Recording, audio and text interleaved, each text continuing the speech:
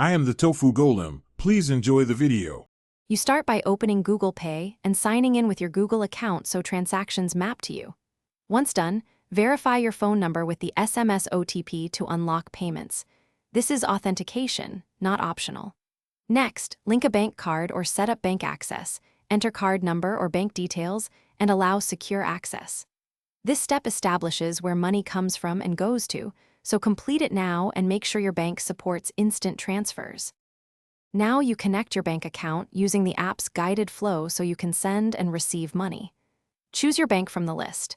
The app will verify via SMS and ask you to create a UPI PIN. This secures every payment, so pick a PIN you remember. If the app uses microdeposits, confirm the small amount or enter the OTP.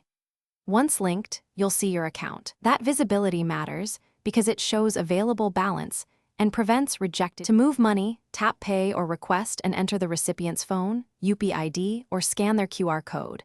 This identifies the target account precisely. Enter the amount, add a note if needed, then confirm with your UPI PIN. This authorizes the transfer. Once done, review the transaction in history and export or screenshot the receipt for records. If a payment fails, first check your internet, then confirm bank limits and your UPI PIN. If still blocked, contact your bank for resolution. Thanks for watching. Consider subscribing if we helped you today.